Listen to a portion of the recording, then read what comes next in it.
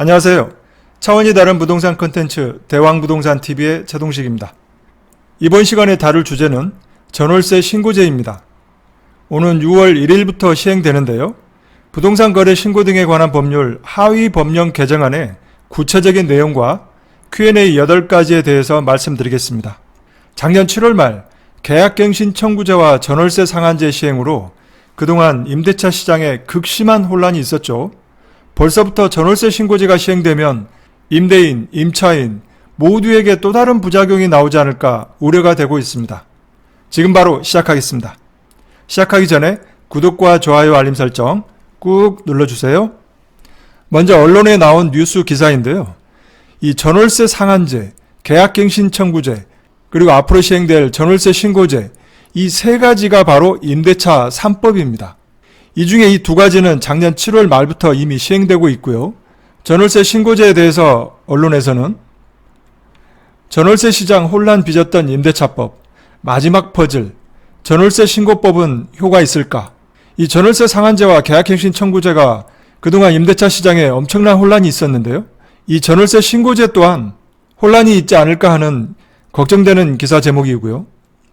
전월세 신고제 시행, 임대차 거래 정보 투명하게 드러난다. 투명하게 드러나겠죠. 전월세 신고제를 잘 지킨다면요. 임대차 3법 완결편, 전월세 신고제 6월 시행, 전세 6천만원 초과 대상. 전월세 신고제 시행하기 전에 생각나는 한 사람이 있네요. 김상조 전 청와대 정책실장인데요. 작년 7월 말 임대차 2법 시행 전에 청담동 아파트 전세 보증금을 5% 이상 올려받아서 얼마 전 사직했었죠. 그런데 최근 뉴스에는 전세 보증금을 낮춰서 계약서를 다시 작성할 예정이라고 합니다. 4월 15일 국토부에서 발표한 보도자료 내용을 살펴보겠습니다. 이 보도자료 내용은 부동산 거래법 하위 법령 개정안에 대한 입법 예고 내용입니다. 주택 임대차 신고제가 6월 1일부터 시행이 되는데요. 구체적으로 어떤 내용이 담겨 있는지 살펴보겠습니다.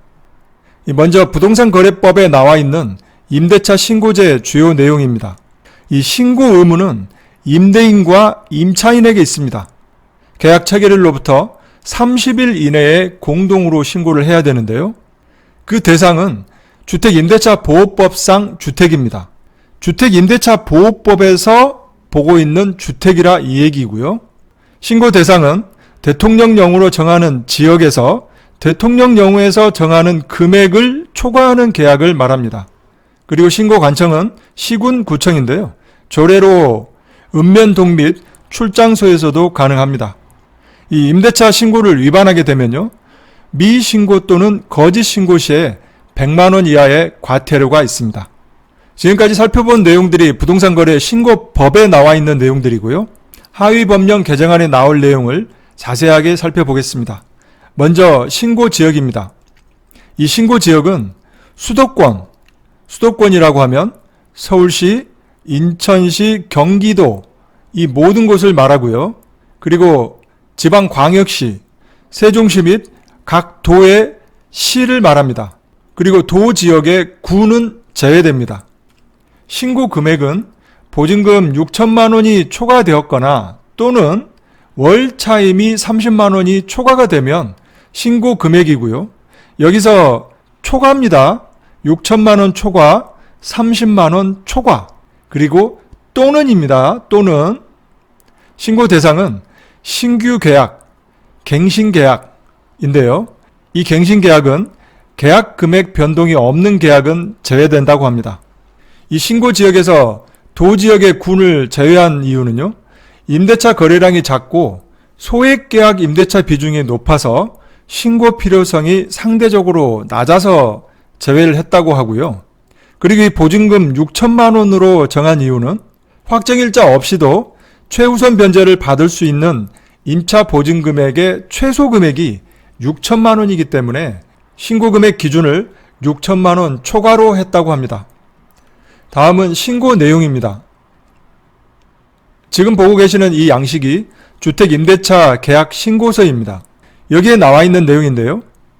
임대인과 임차인의 인적사항, 성명, 주민번호, 주소, 전화번호이고요.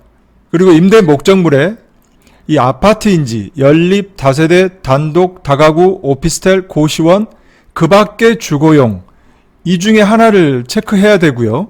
임대 목적물의 소재지, 주소를 기록해야 되고요. 임대 목적물의 면적과 방의 수를 신고해야 됩니다. 그리고 임대 계약 내용으로 이 신규 계약일 때는 임대료, 계약 기간, 체결일을 기록해야 되고요. 갱신 계약일 경우에는 종전 임대료, 갱신 임대료, 갱신하는 계약 기간과 체결일, 그리고 계약갱신 요구권의 사용 여부까지 체크를 하시면 되겠습니다. 앞으로 이 주택 임대차 계약 신고에 대한 데이터가 축적이 되면요. 임대 목적물 종류에 따라서 임대료가 얼마인지, 그리고 갱신이 되게 되면 임대료가 얼마만큼 변동이 되는지까지 각종 데이터가 수집이 될 거고요. 거기에 따라 임대인, 임차인에게 이 정보가 공개될 것으로 보입니다. 주택 임대차 신고제가 시행이 되면 이 거래 정보에 대한 투명성은 더욱더 높아질 것으로 보입니다. 다음은 신고 절차 및 방법입니다. 이 신고 방법은 계약 당사자인 임대인과 임차인이 임대차 계약 신고서에 공동으로 서명하고 날인해서 신고하는 것을 원칙으로 하는데요. 둘 중에 한 명이 모두 서명하고 날인한 계약서를 제출하는 경우에는 공동으로 신고한 것으로 간주한다고 합니다. 임대차 신고는 임대한 주택의 관할 읍면동 주민센터를 방문해서 오프라인으로 신청할 수 있고요. 이 주민센터 방문 없이 온라인으로는 부동산 거래 관리 시스템에 접속해서 계약서 원본을 PDF나 JPG 파일로 변환하거나 스마트폰으로 촬영해서 이 사진 파일을 첨부하면 되겠습니다. 다음은 다른 법률에 따른 신고 의제인데요. 이 주민등록법상 전입신고를 할 경우에 임대차 계약서를 첨부하면 임대차 계약 신고를 한 것으로 보고요. 임대차 신고 시에 계약서를 제출한 경우에는 확정일자가 부여되는 것으로 하였다고 합니다. 별도로 확정일자를 받을 필요가 없겠습니다. 그리고 이 신고서 작성 및 제출은 위임을 해서 대행할 수도 있습니다. 그때 위임장 등 필요한 서류가 있겠죠. 다음은 과태료 부과 기준입니다. 이 거짓 신고를 할 경우에는 100만 원을 부과하고요. 신고를 하지 않았을 경우에는 계약 금액과 신고 혜택 기간에 따라서 과태료가 달라지는데요. 최소 4만 원까지 낮춰서 차등 부과할 예정이라고 합니다. 다만 이 과태료는 이 국민들의 적응 기간 등을 감안해서 시행일로부터 1년, 2021년 6월 1일부터 2022년 5월 31일까지 이 동안은 과태료 부과를 하지 않는다고 합니다. 이 계도기간을 운영하는 건데요. 1년이 지난 이 계도기간 이후에도 자진신고를 하게 되면 과태료를 면제하겠다고 합니다. 이 본격적으로 임대차 신고제가 시행되는 6월 1일 이전에 시범적으로 운영되는 곳이 5곳이 있습니다. 4월 19일부터인데요. 대전광역시의 월평 1동, 2동, 3동, 그리고 세종시의 보람동, 용인시의 보정동입니다. 다음은 임대차 신고제 관련 Q&A입니다. 총 8개인데요. 첫 번째 질문은 임대차 신고제 대상 주택에 대한 내용인데요. 임대차 계약을 체결한 주거용 건물입니다. 아파트나 다세대, 그리고 주택 외에 준주택, 고시원이나 기숙사도 포함되고요. 비주택, 공장 내의 주택, 상가 내의 주택, 그리고 판잣집, 이 모두가 주거용으로 사용하고 있으면 임대차 신고제 대상의 주택입니다. 두 번째는 어떻게 신고해야 하는지 조금 전에 설명드렸죠.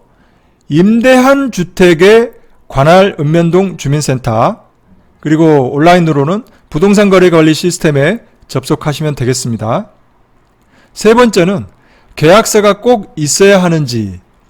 계약서가 있으면 당연히 좋겠죠.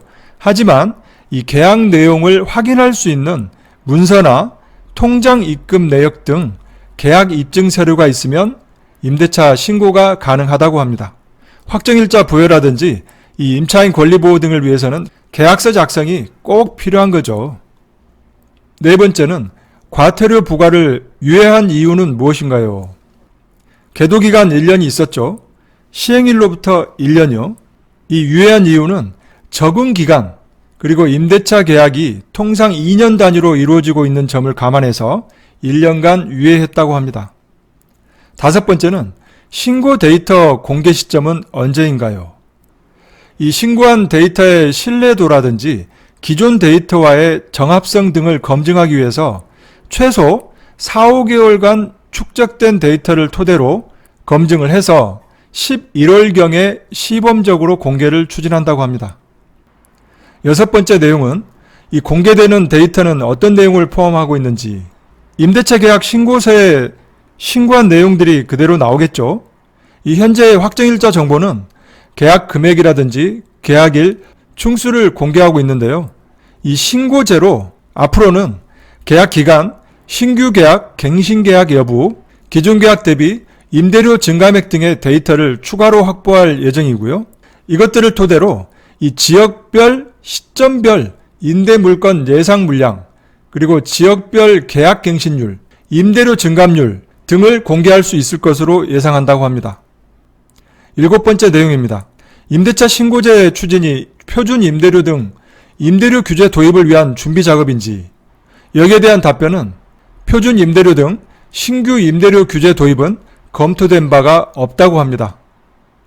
그리고 여덟 번째, 임대차 신고 정보가 임대소득 과세 정보로 활용되는 것인지, 여기에 대한 답변은 임대차 신고제는 임대소득 과세와는 전혀 관계가 없으며 신고제 정보를 과세 자료로 활용코자 하는 계획도 없다고 합니다. 언제까지요? 여기에 대한 내용은 없죠. Q&A 8가지 중에 이 8번이 바로 가장 우려하고 있는 내용이 아닌가 싶습니다. 지금까지 6월부터 시행될 전월세 신고제에 대하여 자세히 알아보았습니다. 설마 나는 아니겠지 하며 방심하는 순간 설마가 사람 잡을 수도 있습니다.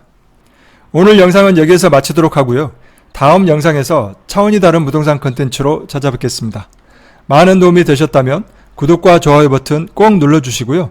더 좋은 컨텐츠를 올리는데 큰 힘이 되겠습니다. 감사합니다.